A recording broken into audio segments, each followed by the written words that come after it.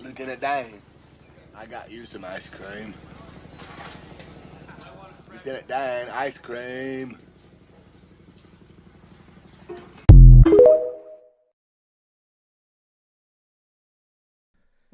Welcome to the RawDawgers Sportscast Live.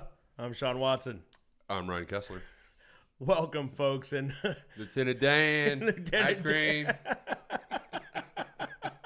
not that we're at all happy about the terrible news that Deshaun Watson went out.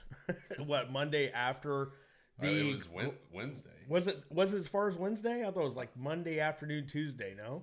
Okay. I got the text. I think it was Wednesday morning. Oh yeah, you're right. You're right. I was at work because I didn't see it right away. I just had people blowing my shit up. Angry. Yeah, well, not just angry, but like people just fucking rubbing it in too. Mm-hmm. So fuck those people right off the get. So, normally come on here and we relish in what went right for the weekend and what went wrong for the weekend, and we were totally amped about what went right last weekend. I couldn't get that game out of my head for 2 days. Yeah, as we called the upset, Deshaun Watson not looking good in the first half at all. We'll admit that, but in the second half, 14 for 14 for what was it? 135 and another 29 rushing. Was it 29?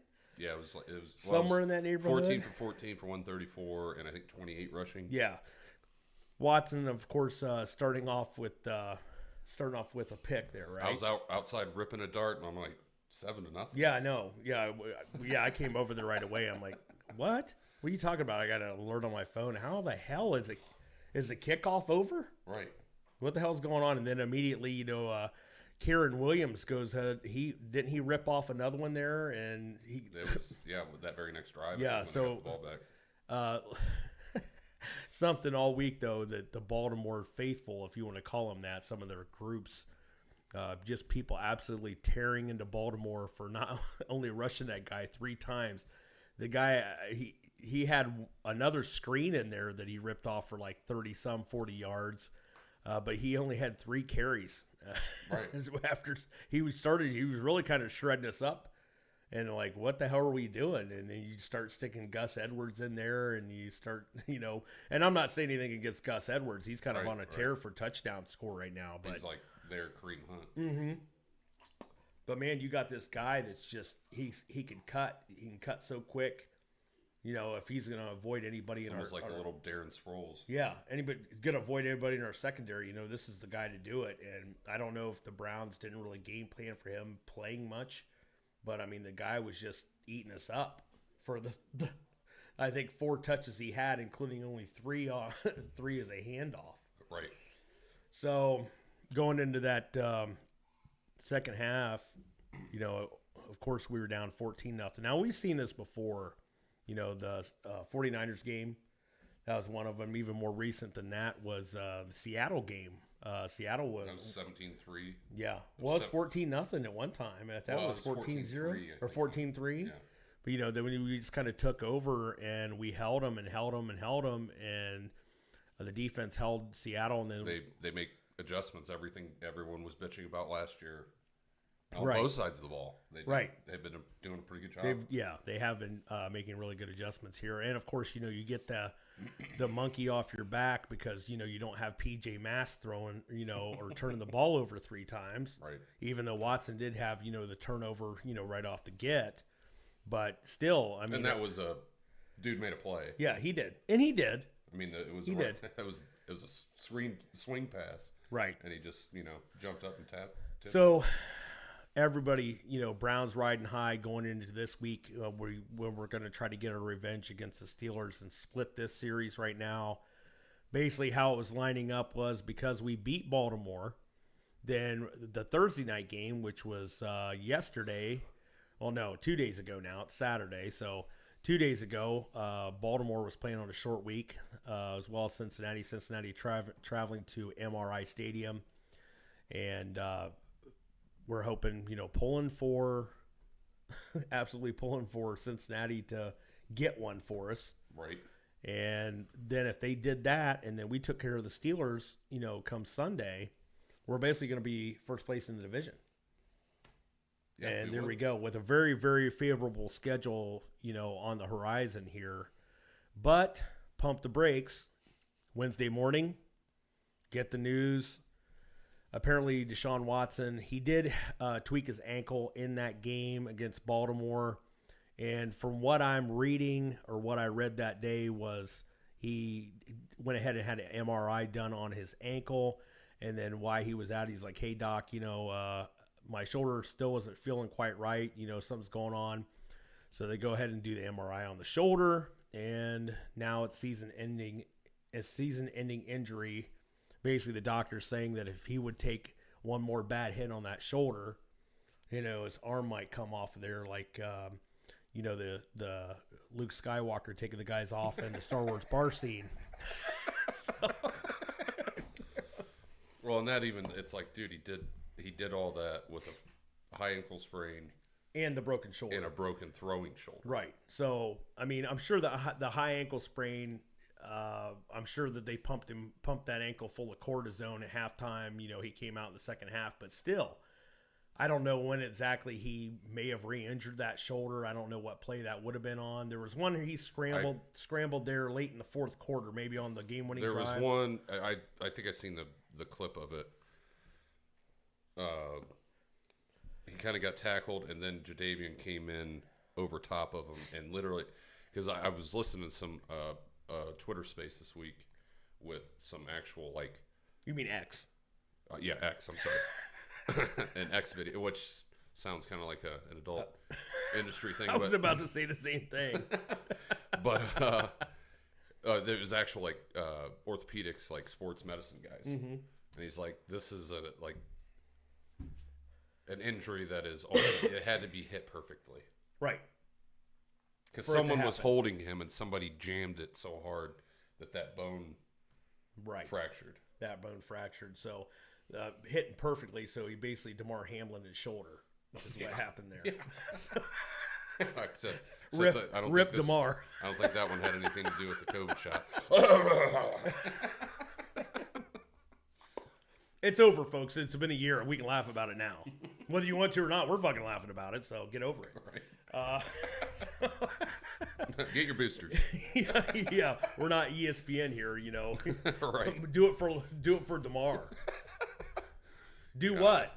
What? Get fucking railroaded. Yeah, because let's back this train up a little bit too. This is a little bit of a side note. So Buffalo playing Denver on Monday night. Josh Allen being Josh Allen and throwing.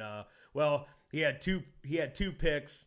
And he also had a fumble in the first half. Yeah, ended up with Buffalo had 4 turnovers. Horrible picks too. Yeah, 4 turnovers. And they the one was tipped, but yeah. Yeah, true. But you could also make the argument if the ball was thrown a little better, maybe it wouldn't have got tipped. Right. I don't know. But side note on that, so it comes down to towards the end of the game, and Denver's kicker misses the field goal. Buffalo thinks that they won the game. Oh, yeah. And wouldn't you know it, Buffalo gets called for too many men on the field, and guess who the 13th man or the 12th man was? DeMar Hamlin. That doesn't. To have too many men on the field for a field goal block, you have one set of personnel most of the time that's out there for that. Right. How do you fuck that up? I mean, it was a quick play though, which I didn't agree with how Denver decided to handle the clock at the end. Right. That was true. That was so stupid.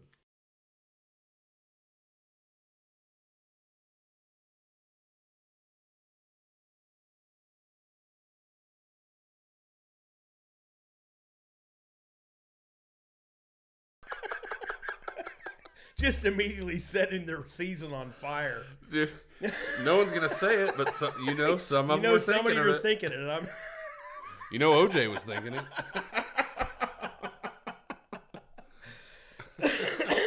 Some bastard's thinking it in there. Somebody, I don't know, who knows, whatever.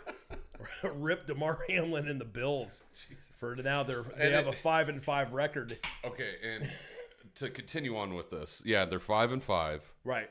They have probably, I think they have the toughest schedule remaining. Yeah, they play the Jets this Sunday, so Who they've already lost to. yes, they lost week But- 1. That's true. But nothing has told me that they're that much better than the Jets. No, not with. They Especially play the with, Chiefs on the road. They right? play the Cowboys on the road. Wow. They play the Miami on the road. Hell, they're going to be lucky to finish over 500. They'd be very lucky. Wow, I didn't realize how brutal that schedule was. You watch. Colin Cowherd has pretty much said the Browns season's over.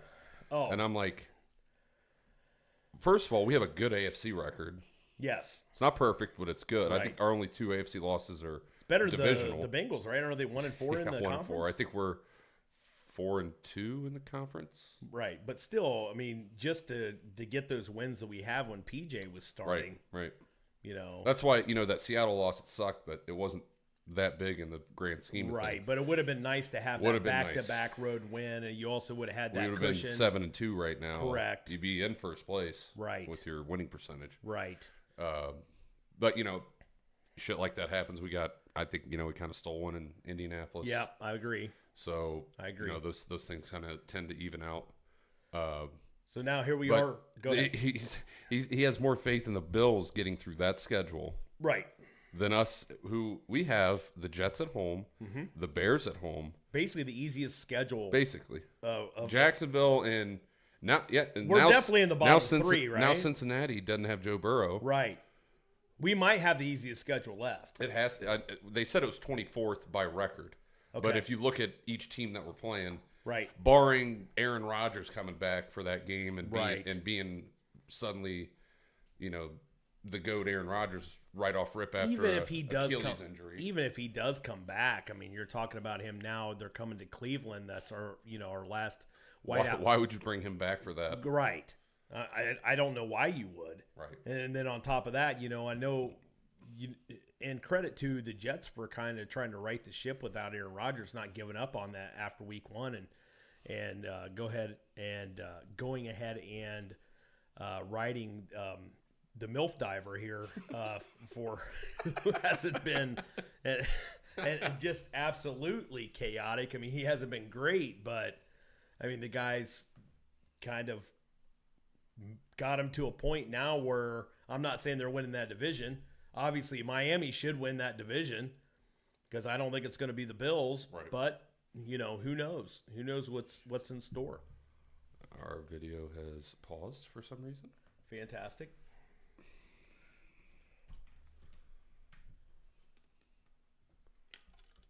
One second, ladies and gentlemen. Damn it.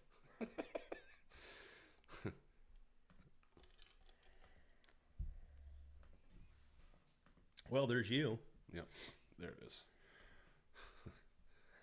But as you were saying, yes, the Dolphins, that's their division to lose. It should be. It should be. I mean, obviously, New England is toast. Right. Yeah, they played over in Germany this past Sunday morning, and I thought like there was some Third Reich guys that were about to come out because that game was so fucking shitty. Right. I mean, granted, the week before they had Kansas City and they had the Dolphins. Speaking of shitty, though, and I think I talked to you about this, how pissed off if you're Jeff Bezos and you keep getting these shitty fucking games on Thursday night? Now, Right. I mean, they're just getting like hind tit games, and except for, they had the Ravens. Of course, Burrow went out, we'll get into that a little bit. But just a lot of garbage. The week before that was, I think, Bears-Panthers. Right. Oh, dude, and why? Like, Al Michaels is just getting pissed every week. It's bad. It's like 6 minutes into the game, he's like, "Oh, yeah, this is great. I'm sure everyone is loving this game." Right after he gets done having his steak dinner at halftime. Just staring at Right. Kirk Herbstreit the entire time. Making sure there's no vegetables even within a yard of his plate. He doesn't eat food that it's his food or whatever fucking Ron. I Swanson said. aspire to be Al Oh, Michaels. yeah, absolute savage. I've been working on it for years. Just so- a steak with a side steak. Right. No greens. No. Nothing. No other colored vegetables for as far as that goes. There's nothing that grows on a plant that hasn't been processed somehow. Right. Or filled with bovine growth hormone. He's over there chugging buttermilk. Yeah, and it's double pasteurized. It's been 2 years in a row. And Herb Street just trying to be the happy guy, on that broadcast, and Al Michaels just giving him the stink eye. What? How much does Herb Street have to hate his wife to work as much as he does? Because he's going from Thursday night football and for wherever they're at that night. Then you got to go to college game day. I'm sure you got to be there the day before. Yeah. Flight plans and everything. Yeah, and during the whole flight, he's like, "Oh my God, that fucking McAfee's going to be here on Friday night. God, what can I do to avoid this guy?"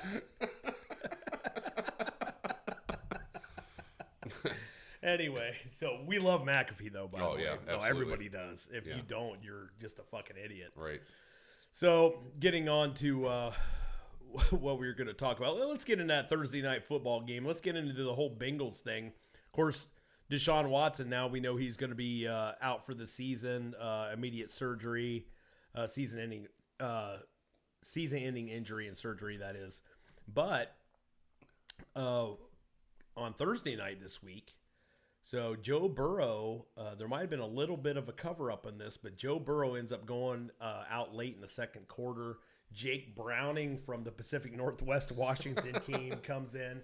Browning, actually, I didn't think he looked too bad. Right. It's just they could not make the plays they needed to put it in the end zone. Well, that and their defense is just not it. Yeah. Oh, yeah. We talked about that, too, on the side. And I told Ryan yesterday, I said, the biggest takeaway I took from that game was the fact that when Joe Burrow went out, it was like the air was let out of the Bengals room. Yeah. Like you just felt it. You felt it all around the field. Their defense, it felt like their defense had just given up. They were Baltimore's making plays. It's like they weren't quick to the ball. They were just lollygagging a little bit, and on the flip side of that, I said the Browns defense does not do that. They turn it up. Yes, they actually turn it up, and if they were going to do it, you would have seen it in the games with P.J. Walker. Right. So, for sure. That to me is not a Super Bowl team. It's not a playoff caliber team when you are giving up. And props out to Lou Anarumo. I mean, I think that guy should get a head coaching job wherever, if he wants to leave the Bengals. Zach Taylor, on the other hand, we're going to see how he coaches now, post Joe Burrow. And the other big thing I have that I wanted to bring up too is the fact that we're getting into the Joe Burrow injury and the espionage that is. But also what I wanted to talk about with Joe Burrow is the wrist injury. Yeah, well, the wrist injury. But I forget. I forget what the hell I was going to say. Let's get into the wrist injury with Joe Burrow. Let's get into that whole cover-up situation. So apparently it was up on somebody on Bengals Twitter, somebody that worked X. X. Somebody that worked inside with the Bengals put it up on Bengals X Wednesday, I believe, or when Joe Burrow got off the bus, and it showed a spotlight on there where Joe Burrow had some kind of wrist wrap. Splint. Or is that what it was? They said it was a splint for sure. I was talking to a Bengals fan today, and that's what he said. So. Yeah, it's definitely a splint. Okay. So the rule of the NFL is you're basically supposed to divulge any type of injuries to the league. Okay, so especially with sports betting. Yes. So if the Bengals did not, and the Bengals knew that and they're not able to somehow cover this up. Go ahead. If the Bengals aren't able to cover this up somehow, because immediately after they started showing it, even on Thursday Night Football, after Burrow was already injured, that, he had this wrist problem getting off the bus before the game, and they didn't divulge it to the NFL and the league, that they could be in some really, really hot water here, and they're definitely going to be under an investigation. Right. the person that put it out on Bengals X immediately went and scrubbed it from the internet to try to make sure that there's no evidence that this video does not exist anymore or who it came from. Now, the video is still out there, of course, because the folks over there at Thursday Night Football got a hold of this video. And that's what really kills me about it is they didn't really even talk about it on Thursday Night Football until after Joe Burrow went out. Yeah. So what the hell's up with that shit? I don't know. So how bad could this get for the Bengals? Well, they were... I'm so sorry, guys, with our video. I don't know what's going on. But from what I've heard, this could be a very large fine and actually can be there could be civil suits drawn against them and the NFL for not disclosing that type of information because it does affect sports gambling. This is pissing me off.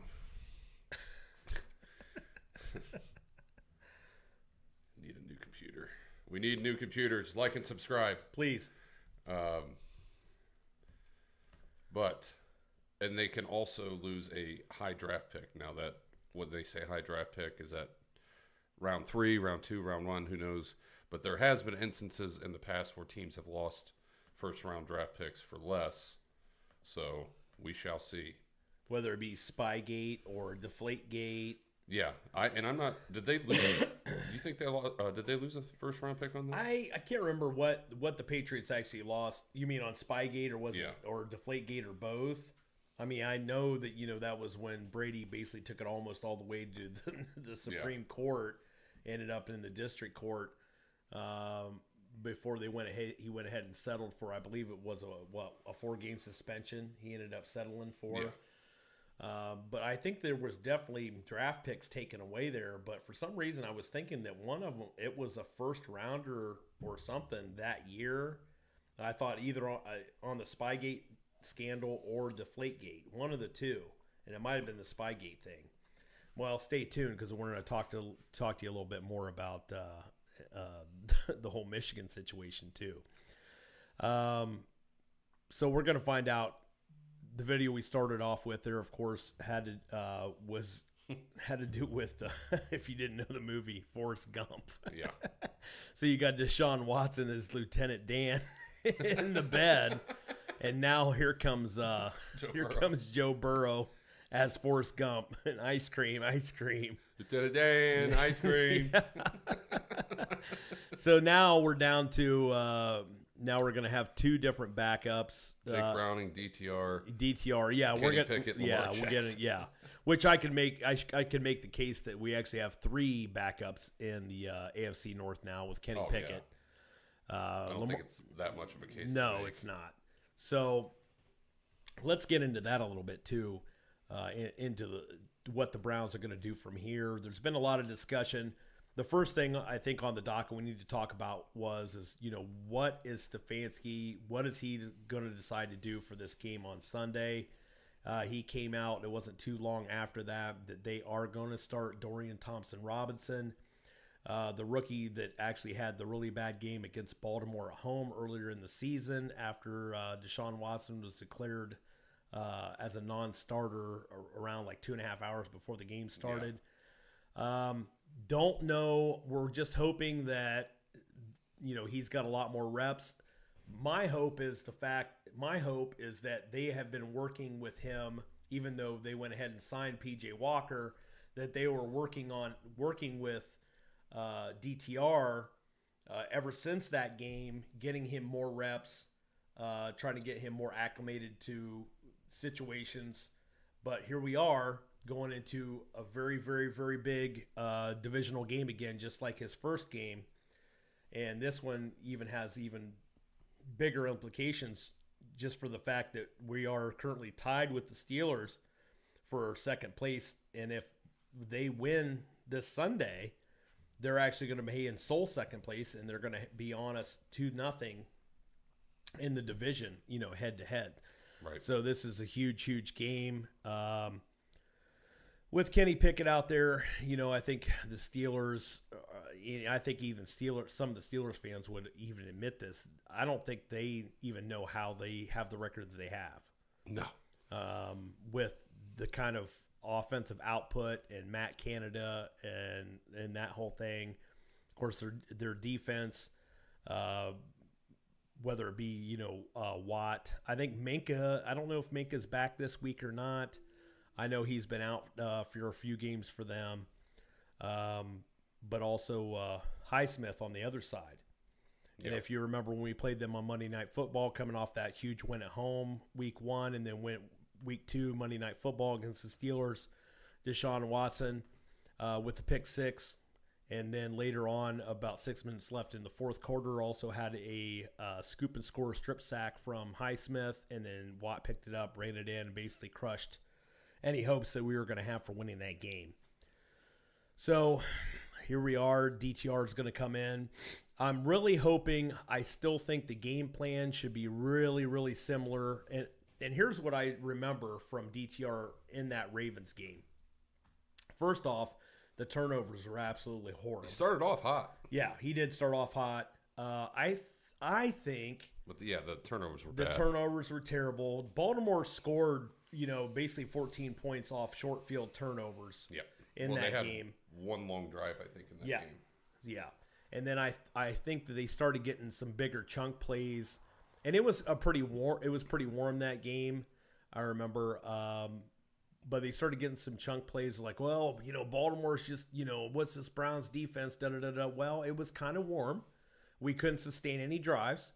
Our defense was getting worn out, and eventually, they honestly didn't even give up that many yards. There was some bigger plays for Correct. sure. The run defense wasn't good. Wasn't what we've been accustomed to. Right. But you're not going to be perfect every week. We weren't, yards wise in Indianapolis, we weren't very good. But you got the turnovers. Right, and you also let long hair there score twice. Right. At Indy, the guy that looks like he's like a lost member of Three Dog Night. He's running into the end zone twice for you. So. Oh God, yeah, he looked like Michael Vick for some reason. I just don't get it. So, what's your thoughts on this Sunday? We're gonna have to basically be the Steelers. Yeah. You want to get turnovers on defense, run the football, short, quick passing game. Because even though I think good news is I think Jones is going to be playing. He's practiced twice this week. So DeJuan Jones. To have him at least lock up Watt or whoever's on his side, and they usually don't mix them up very often. No. Watt's usually on that left side. Yeah, he is. So left side of the defense. So that'll be huge. The left tackle that played last week, he's going to start. He played well against a good front, so hopefully he can hold Harris, his own. right? Was it Harris? No, it was. I can't remember. Oh yeah, Harrington or something. Harrington. Sorry. Junior. But run the football. Some RPOs. I think you're going to see more of those come back. They stopped doing that obviously because Deshaun was banged up. But start doing some of that. Let him use his legs. He's a very good athlete, and he's actually got one of the stronger arms in the NFL.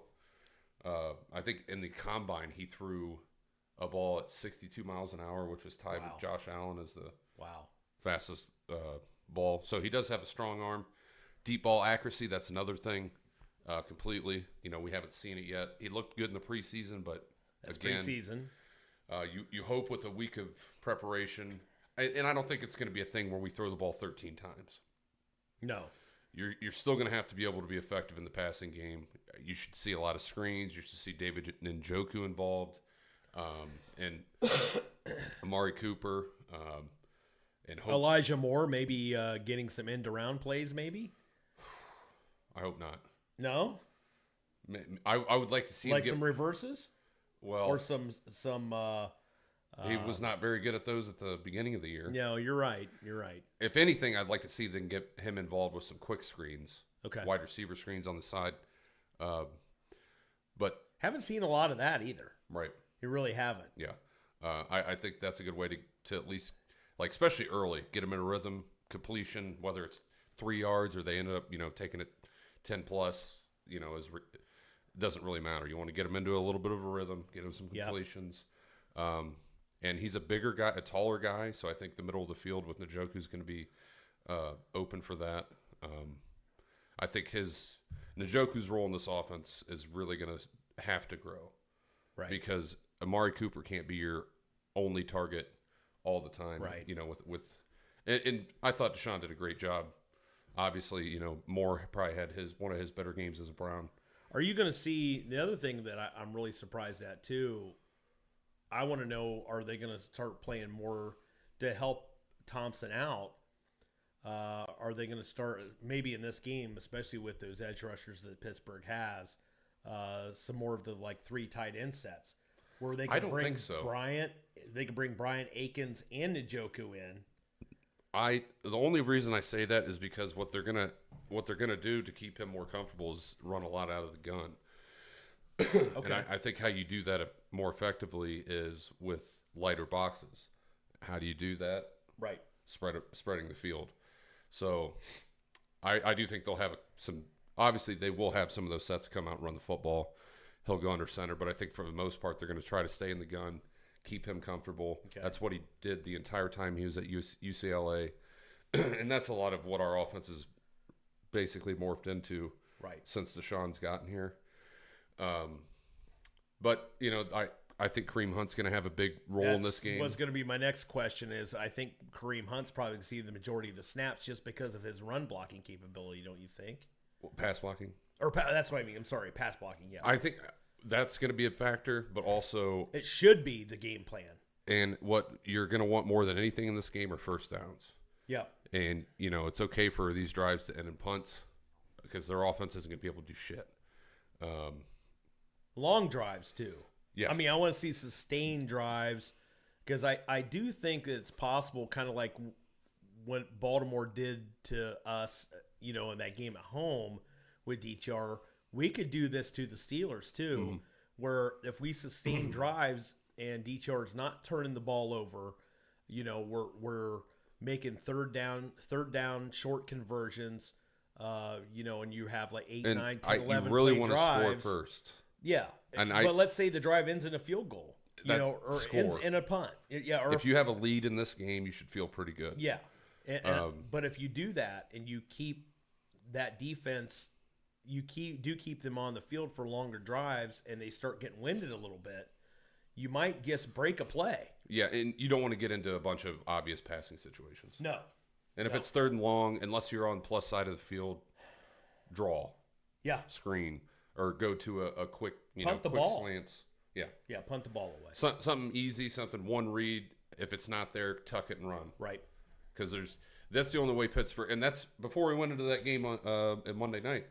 I said the only way we lose this game is if you let those 2 dickheads on the edge win it for them. Right. And that's exactly what happened. Right.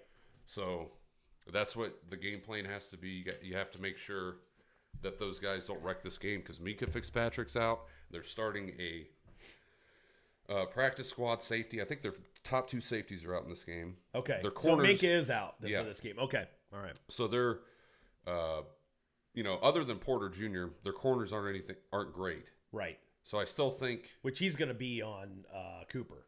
Yeah, I would assume. Yeah, I would assume he's going to be on Cooper. So they're, like I said, I don't think you're still going to have to throw the ball and be successful doing so. Because Cam Hayward is back. I think that run defense is a little obviously better with him on the field. It is. So I don't think you're going to be able to just run the ball 48 times. No. You know, because you got to get first downs. You got to keep them honest, and stay out of those obvious passing situations. And he's going to take a couple sacks. I mean, I'm sure that's going to happen. But hold on to the ball. Take care of the football. Yeah, hold on to the ball. Yeah. Go down. I mean, if you got to take it, go down. You got good guys on the outside. You got good backs that catch the ball out of the backfield. Each and every one of the running backs the Browns have are really good out of the backfield. Yeah. Use them. You know, at the end of the day, if he's 16 of 25 for 161 yards, a touchdown, no interceptions, we win this game. Right. He does not need to go out there and throw for 350. No. We don't expect him to. Okay. Anything else you really want to add in this game? I mean, obviously we're going to be able to see what's actually going to transpire on this Sunday. Yeah, I'll be up there. Yeah. We're going to leave bright and early to go up there and tailgate. Sure. It should be a rocking environment. I know me as well as probably all Browns Nation Yeah. got hit in the chest on Wednesday. Mm-hmm. Hopefully everybody didn't sell all their tickets to fucking puker fans. Right. Which there's been more orange in the stands this year than I think I've ever seen. So hopefully that stays and we have a good environment because other than that Baltimore game, we've been absolutely dominant at home. Right. I think, you beat the Bengals 24-3. You beat the Titans 27-3. Yeah. You beat the Cardinals, 27-0. Yeah. So take care of the ball, let the defense work, let the crowd really get into it. Right. And it should, honestly, this game should be 24-3. Yeah. Or 17-3. Or 14-3. Yeah, or 14-3. Or 10-3. Yeah. I mean, honestly think the first team to 10 points in this game probably wins. Yeah. Okay. The other thing, I guess, I want to kind of touch on the Browns here too is the fact that the Browns have been in contact with some veterans. I guess Joe Flacco went ahead and worked out on Thursday for the Browns. There was nothing that was decided at that time. They probably dismissed him. I don't know if I could really handle Joe Flacco taking over for the Browns, quite honestly, because I hate this son of a bitch. Right.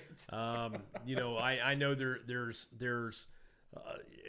all rumblings and the talk of Tom Brady. Tom Brady's not coming back. No, and it'd be a little bit different if it was week 3. This is week 10. He'd have to get here. You're talking probably 2 weeks before he'd start. I mean, hell, I think if Tom Brady was going to come back, he would have done it, Jets? Yeah. Well, no. Now, because he is a small minority owner with the Raiders, and I think he would have just taken over there. Right. Well, and with him being a small minority owner, could he even? I don't know what the legality of that he'd is. Have to sell. But that could be too. I don't know. That's true. I don't know the legality. Yeah, of that's it, it's not going to happen. I know you would hate it. I would love it. I know I would hate it. I don't know if I could do it either. The one thing about Joe Flacco for me, I get it. I hate him too, but we need a veteran in that locker room. Whether somebody like I don't know where Nick Foles is, but hopefully he gets a workout. Big Dick Nick. Yep. Did a great job on that run for Philly, for them in that Super Bowl run in 2017. It'd be quite fitting for him to maybe do that here. Mm-hmm. And he's not the same guy. I mean, he's a lot removed from that. Yeah, that's 6 years ago. Yeah. But he's had success in the league. With just somebody that's been in some big games, playoff games, I think would be very good for DTR in the room. And hopefully whoever they bring in doesn't play. Hopefully DTR goes out there and does his job, and we don't have to put anybody else in. Which also reminds me, something else I want to kind of get into here also is the fact of how this would actually work. People were talking about, and you even sent me this earlier this week where Tannehill, I guess from the Titans, wants to go ahead and get a release from the Titans. Remember the Titans. And also, didn't you send me one from X? Jacoby Brissett also feels like he wants to be released. Yeah, because he went there thinking he was going to be the starter. Right. Now, of course, back the train up a little bit, and I'm sure the phone call was made for Brissett at that time before the trade deadline happened. They wanted a third-round pick. Yeah, is that what they ended up saying they wanted? Yeah, I wouldn't trade a third-round pick for a backup. Hindsight's 20/20. But It is. Yeah, you're right. But to me, it's just a pick. And at this point, it's just a pick. No, hey, fuck them picks. But fuck them picks. And the one thing too, I think with this contract, I don't know, but a third-round pick for a backup, I just don't think they were going to do that. You're right. It's tough, but so here's how this would work. So if people don't know this, because I've been watching the Browns forums and the dipshits that are in these chats, why don't you, this is going to, okay. Well, sir, but this is how this works.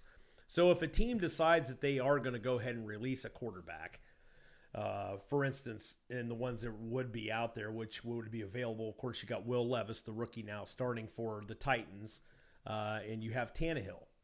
Okay, now Tannehill has a pretty shitty contract if some team were to pick him up. But the Titans basically have to say, okay, yeah, we're going to go ahead and release Tannehill. Then what happens is he goes on what's basically a free agent waiver wire, and how that works is your pecking order on that waiver wire depends on your current record. Yeah. So with the Browns having the record they have right now, they would be like in the neighborhood of the 22-23 range. Mm-hmm. So there's a really good possibility. They might even be 26, right. 27. Well, especially after Thursday night too. Mm-hmm. That's true. But you're not just going to pick somebody up. And then you also have to think about this, because we're talking about chess, not checkers. So let's say that there's somebody that's even further down the pecking order or further up on the waiver wire selection, and a quarterback becomes available, and they know that the Browns need this guy, but they're ahead of them in the division. For instance, let's say it's the Bengals right now, who are in last place in the division. They could go ahead and sign that guy before we do, just to try to help their chances out of making the playoffs. Right. And give us a big fucking middle finger. And right. That's their right to do. Yeah. I mean, at the same time, maybe they don't want to waste their cap on something that they know isn't going to put them in the playoffs, and maybe they would rather just get a better pick because they still have their first round pick. Well, but at the same time, I definitely see what you're saying. Right. Which would also ruin, and that would be the case with Tannehill, but not with Brissett so much. Right. So I mean, it's not like you're ruining your cap with him. Although the other Tannehill. Yeah. That would be literally, if you don't win the Super Bowl this year, you are fucking your future. Yeah. Because they're going to use the rollover cap this year to pay for the contracts. And I trust our front office to be able to work out the math as much as possible, but I'd like to see Grant Delpit back. Well, yeah. Pro Bowl level playing right now. There's some guys that but he's really the only big contract that in those first years of the contracts usually aren't shit on the cap, but you still want to have some wiggle room. Yeah, you do.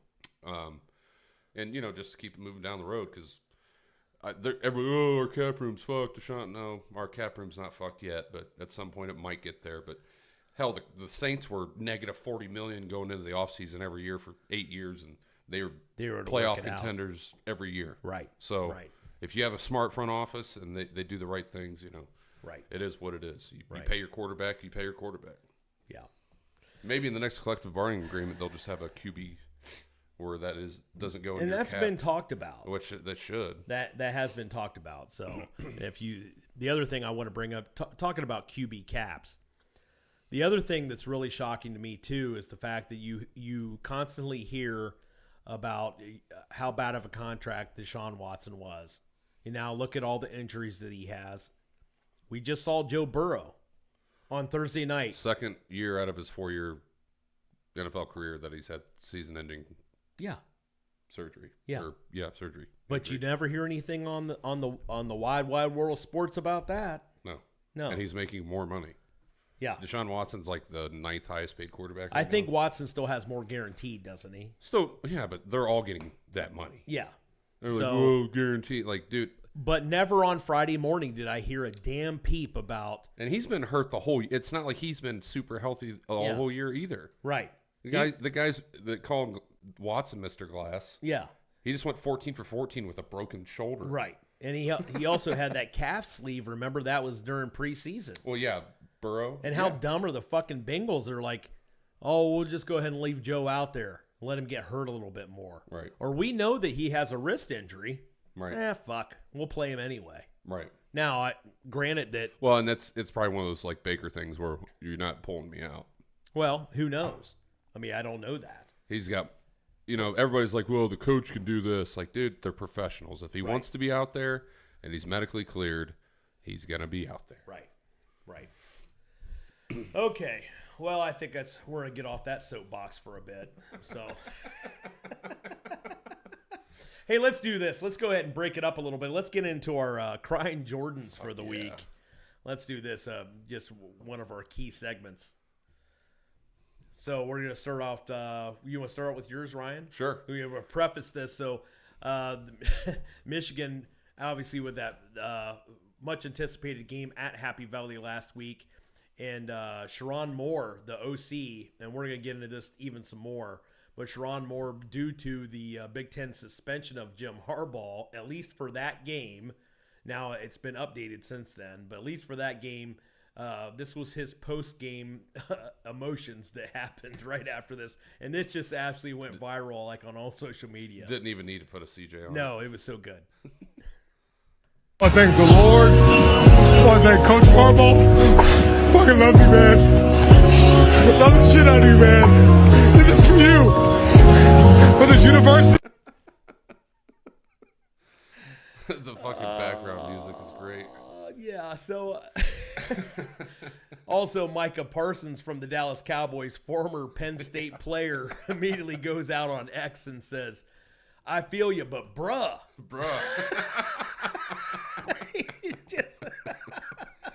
Yeah, he wasn't crying on the sidelines this week. So let's get into a little bit of the update of what's going on with that team up north. So when we were on the pod last, of course, Michigan decided they were threatening to possibly leave the Big Ten and filed an injunction with a local judge who was an alum of the University of Michigan in Washtenaw County, which is where Ann Arbor is. I was really curious to see if Harbaugh was just going to thumb his nose up to the Big Ten or, stick a middle finger up to the Big Ten and show up in Happy Valley. Right. Okay. But he didn't. So he wasn't there. He is allowed to practice or allowed to be at the practices and stuff like he's not allowed to be on the sideline. But if you somehow are able to pull off this whole pre-scouting scheme and all that shit, I'm sure that they have some kind of great way to go ahead and still let him coach from wherever he is inside that stadium. Or if he's outside in a van somewhere, there's a van out there, it says H team on the license plate. It's like, what we were all imagining Stefanski was doing during that COVID. Yes, that's correct, that playoff game. So I'm sure that was going on. Which that was fucking ridiculous. So, and I know all you Michigan people are all happy about this. So, apparently, well, not happy about it, but apparently, Michigan has kind of retracted what they were going to do as far as thinking about possibly leaving the Big Ten and screwing themselves with all that TV money that they would not get. Right. As well as upsetting, and then they have to think about, okay, what are we going to do as an independent? Are we going to be able to pull up this kind of money amount in as an independent, or do we have to join like an SEC? Is the SEC going to take us? Or is another conference going to take us, the Big 12 or the ACC? So they've just earlier this week, the Big Ten and the University of Michigan have come to an agreement that there is Jim Harbaugh is going to be suspended for 3 games on the sidelines. Today actually concluded his second week as they had a kind of a tough game against Maryland today, believe it or not. Yeah, they really had kind of a tough game against Maryland.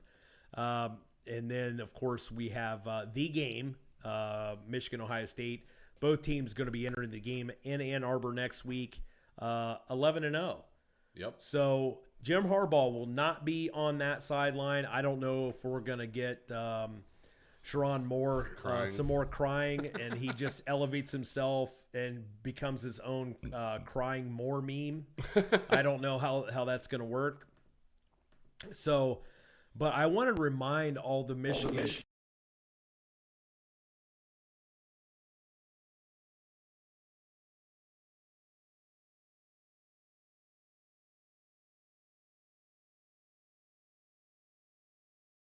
Big Ten has right now, the Big Ten has already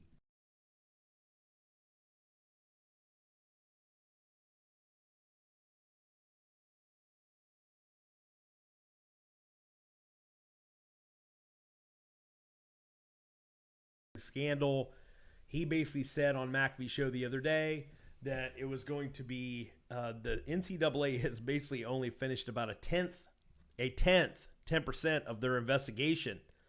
Right. So there is going to be other things upcoming when the NCAA does conclude this in the year 2025. Right. And of course, they went ahead and got their 1,000th win today. So They've only been at school for 3,000 years. okay, so right. So of course we want to kick their ass this coming week, obviously.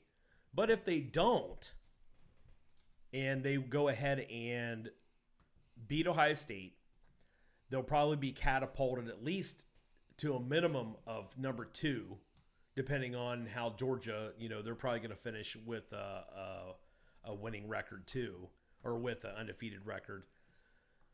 It would be so good for Michigan to finally get through a college football playoff, get to the championship, and win. And then a year from now, the NCAA vacates their whole fucking championship and all their wins all the way back to COVID. And you guys got to start back at 970 again. And we'll see you in 2030 when you might hit 1,000, because at that point, when you have to also get rid of a bunch of scholarships, Right. and you lose a bunch of players to the transfer portal. This is getting to be like money laundering. And I called it 2 weeks ago. I'm like, this is like organized crime. It's literally, and I don't know who I was watching, but they were talking. They brought it up too. Right. They're like, this is a Vegas thing.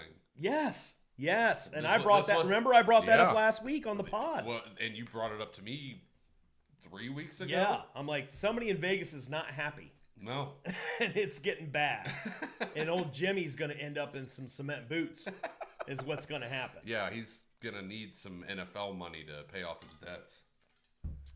If he has the ability to pay off his debts. Right. I mean, he might be, Well, yeah, that's off to billions like of Michael dollars. Jordan's dad here.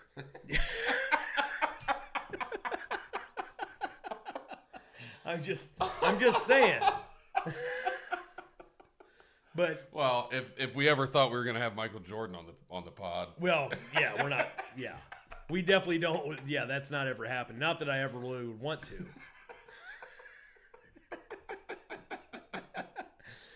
So yeah, this is definitely. It's still. There's a long way to go, and who knows? I don't know if what I don't know is, could the Big Ten come back on this agreement with Michigan and say, okay, now that the NCAA investigation is concluded, this is the recommendation. This is what they want to impose at the University of Michigan.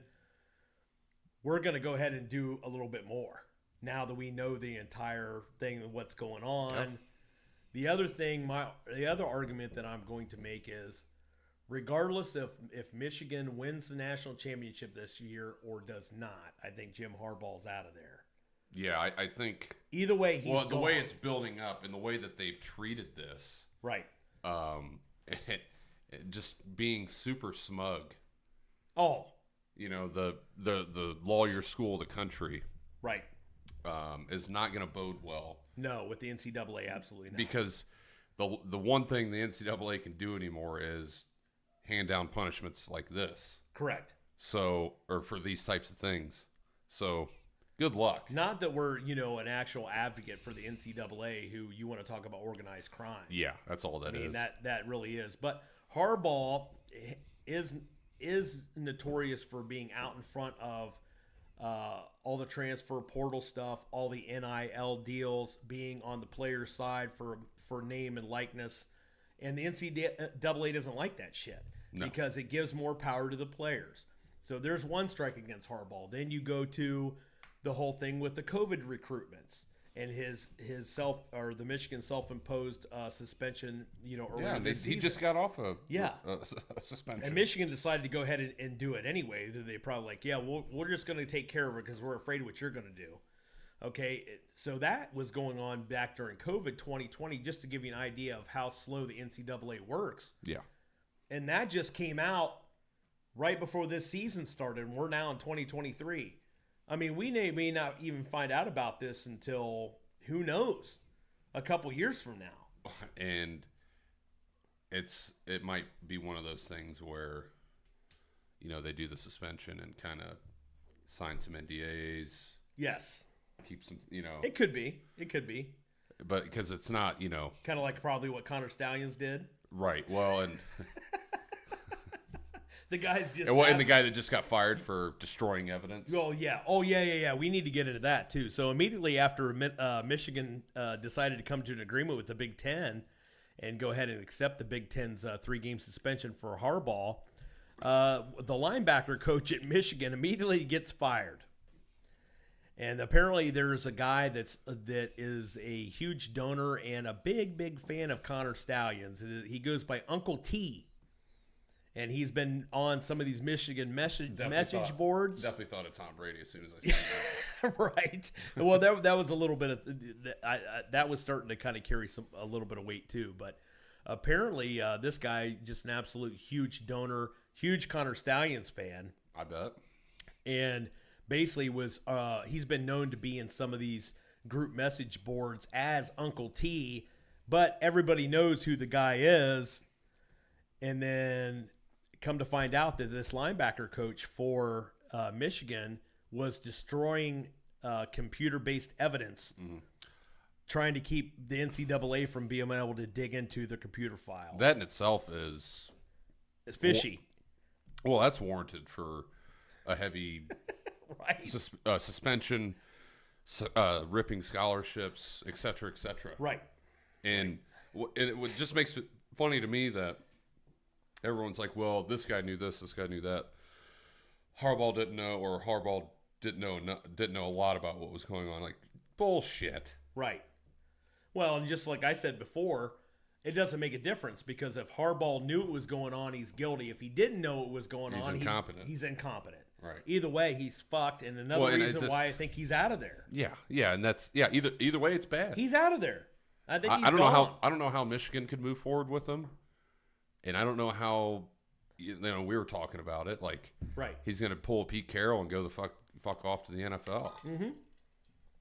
And then all the shit starts coming down, crashing on USC. Of course, Reggie Bush gets his Heisman taken away. And Pete Carroll knew that shit was going to go down. Well, that was like right at the beginning, too, when all this stuff came out. Like, I seen something on the Rich Eisen show because, he's a Michigan guy. Oh, yeah. Oh, God. So he's like, how does the NFL feel about this? Like, they don't care. They do not give a shit. They don't care, but don't you think that's kind of like they're kind of already smoothing the arrival for that? Yeah. I don't know. Like, the more this thing grows, would you trust that dude with your NFL franchise? Right. I don't know. Will we have another? And I hate to say it, would he have another Urban Meyer and Josh Lambo kicking in the head situation? Well, the one thing about him is he's been in the NFL and had some success. That's true. This is very, very true. So, and there's not a lot of, and credit to him, there isn't a lot of those coaches that have been able to make that transition. Yeah. No, like I said, if Stefanski didn't work out, I wouldn't mind seeing him in Cleveland. No, I wouldn't mind either. I wouldn't. I hate to say it. He gets the respect of his players, and he does. He definitely has a good system, and he doesn't try to, Chip Kelly it and. You know what I mean? I heard that guy's on the hot seat too. It's Didn't probably he get fired? coming. No, they're saying the reports are that he's going to. Oh, I thought he did get fired. So I know you. Well, I don't know if the game's over now. It probably is, but I think UCLA was beating the brakes off of them today. So that might have been his only saving grace, if he doesn't get fired or not. But rip Chip Kelly. I mean, trust me, that guy he'll go back to the NFL. Oh yeah, for sure. But I don't think anybody want him. But no. I don't even I don't know the coaching circle now. I don't know what would be there. Right. Lou Anarumo is probably going to be a hot candidate. I'm sure. It's this there'll be Eric Bieniemy talk. That shit'll start up again. Although I could make the argument that Eric Bieniemy has not put himself in a good position by deciding to go off on his own and go to Washington. No, it was stupid. Of course, or some. Well, Josh McDaniels is not going to get recycled. I mean, Sam Howell's played pretty well, though. Yeah, he just gets sacked a lot. Sacked and helped have 3 or 4 interceptions in a game for no reason. Yeah. It's Sam Howell. He's like Baker Mayfield 2.0. Well, he does have kind of a reason because his offensive line is just fucking god awful. Right. You know, so Well, yeah, and they're just a horribly run organization, yeah. top to bottom. I mean, Dan Snyder. Maybe Dan Snyder wasn't so bad. I mean, I don't know. But I mean, he was out in the Mediterranean in his yacht for 6 Maybe months. let me ask you this. I just thought of this. Maybe it's a curse. Like maybe it's some kind of old Indian curse. Like you got rid of our names.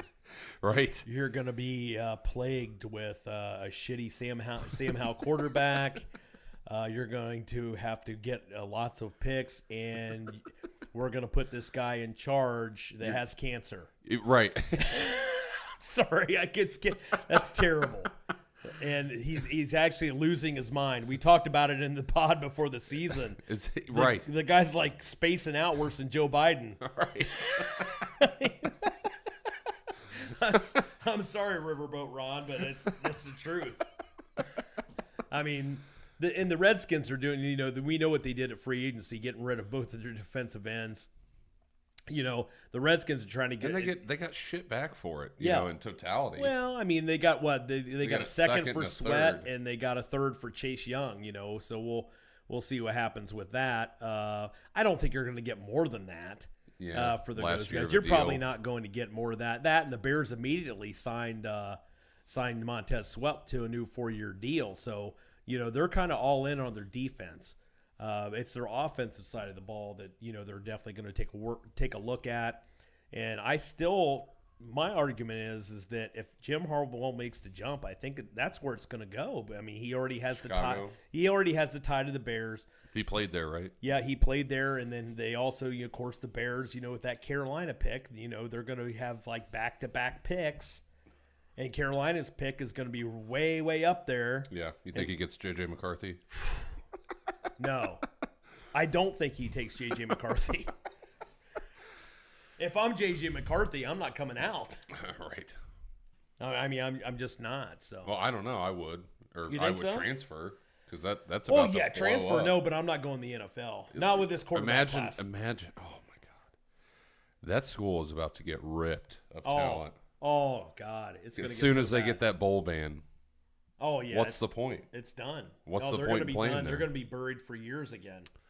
It's going to take another 20 years to be relevant again. Which I laugh. We all laugh at it and stuff. To me, it's good for the rivalry for them to be good. It is. So it kind of sucks in that aspect, but at the same time, when I see Dave Portnoy every day on X, Twitter X, whatever, Right. it does warm my soul. Right. It does. Getting exactly what he deserves. Him or Rich Eisen. Rich Eisen is an absolute homer. He's a homer, but he's not like a dick about it like Portnoy. Yeah. He's kind of he's like the Essential Michigan guy though, because I've watched like some of his TikToks from his Rich Eisen show. And just kind of like nose in the air, and we got this, and we're Michigan, we're smarter than the Ohio State people are, and that kind of bullshit. When the Deshaun Watson trade happened, he was, and it was funny because the way he treated Watson compared to the way he treated Robert Kraft. Oh, like come on, man. And people are still it'll just always be that way, but. Yeah. It is what it is, but it's just like, come on, man. All right, so my crying Jordan for the week, of course, we talked about Joe Burrow with that possible pre-Thursday night injury. Here's Joe Burrow at the podium after the game. It's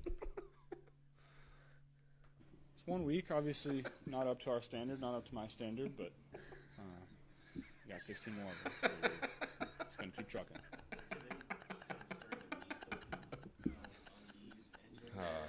We thought we'd have flying cars, but instead we have apps like these. Practice. Stuff like this happens. That's much better than a flying It car. is, actually. We're going to come back stronger. Oh. Have a good week of practice, get better this week, come back next Sunday, hopefully get a win.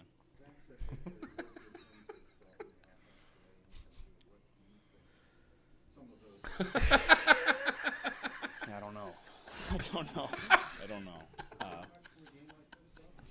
Well, Hear them Bengals growling. it's a weapon elements that you can do a lot. And Love the trombone. you live and you learn from it. Dude, And I we're was going to come back through the. better, so next time we I we're was in a like game like watching that, the we're video gonna earlier. be I was going through the comments.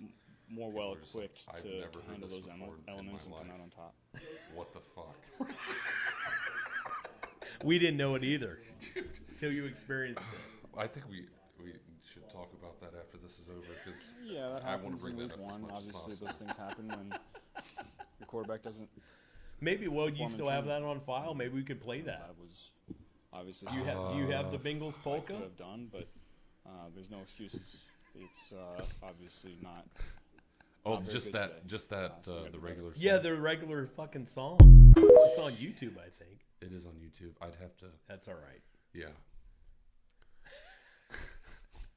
So poor Joe Burrow there, just letting it cry, just letting it go. I mean, we were just talking about it. We wish we had that stupid ass song that they played down there, that cement jungle. Jesus. The Bengals polka. It's one of those things where I'm like, I understand why nobody talks about this.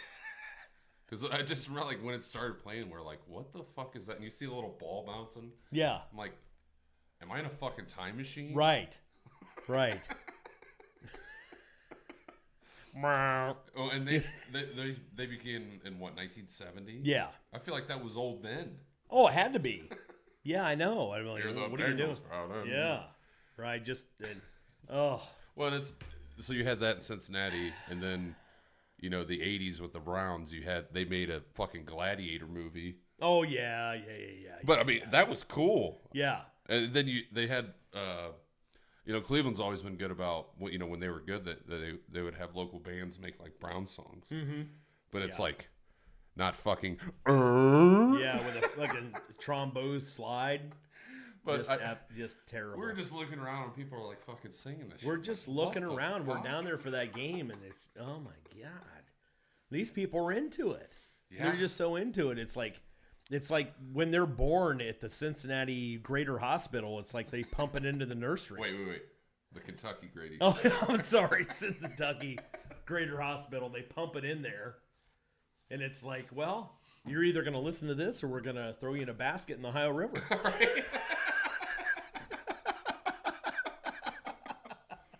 Yeah, I mean, you can't tell me over the last fucking, 53 years? Or, 53 years of existence, you couldn't Right. come up with anything better? Right. Well, you did have the icky shuffle there, you know, like in the late 80s. Still would be better than whatever's happening Yeah, right it now. probably would. It was just more of like a, kind of a move, Then they came out. I think they had a video for that too. I remember as a kid. Did they have anything like when they went to the Super Bowls in the 80s? Against the San No, Francisco? I mean, I remember the Bears, the 85 Bears. I remember Yeah, them they having their, they had one. The Browns, too, Kozar and Slaughter. I remember those guys having a little dancing number there, a song that they did and all that thing. But nothing ever can compare to the Here are the Bengals, rather. Yeah, the Bengals polka. Oh my goodness. All right, I know we're getting off on a rant here. Anything else you want to cover for anything else this week? I think that's A lot of importance or otherwise. that's pretty good. If you guys watch this video, if you could like and subscribe, it would really help us grow the channel. Sorry for the visual problems that we had. I don't know what's going on. I think there's an issue with one of my USB ports, of course, on this computer. Perfect. It's just gotten worse over time. But if you give us a like and subscribe, it'll help me be able to financially recover from fixing that. So we definitely appreciate it. And other than that, I mean, we're on Twitter. We're on X. We're on Facebook. We're on YouTube. We are on TikTok. Yep. TikTok at Dogs Raw. Just look up Dogs Raw on TikTok, and you'll see a bunch of other great videos and stuff that we put together, over some time here. But Yep. But other than that, I think we're good. Gonna have a good time up at the stadium tomorrow. oh yes, I might try to go live on my phone up there, but it's that would be great. it'll if probably you could. It's a lot of traffic. Well, up yeah, there, it's so much traffic. So, and we're gonna try to get up there early, so maybe that'll help. Right. There's no way I'll be able to do it in the stadium, No, but no, maybe too much down in the traffic. pit. Okay. Okay, sounds good. When somebody's falling over down there trying to play drunken cornhole, Yeah. I hope to see some live footage of it. You know it would be hilarious though if somehow you had found one of those guys with like a huge speaker setup, and you had that Bengals polka downloaded. And it's like, here, just play this. Everybody sounds like they're too fucking cheery. Play this once. And see how many fucking eggs get thrown and beer bottles get thrown. I mean, we'll have a new bottle gate right down in the pit. It's gonna be terrible. They'll run your ass out of there. Well, as long as I have a lawsuit against the city of Cleveland, I think I'll be all right. That'll be all right. That'll be all right. All right, go Browns. Go Browns. Go Browns. Beat it's cheater week, right? Yeah, cheater week. It's cheater week all around. You got Right. the fucking Steelers, and then we got the game next Saturday. Right. So, okay, RawDawgers out. RawDawgers out. Have a good Thanksgiving.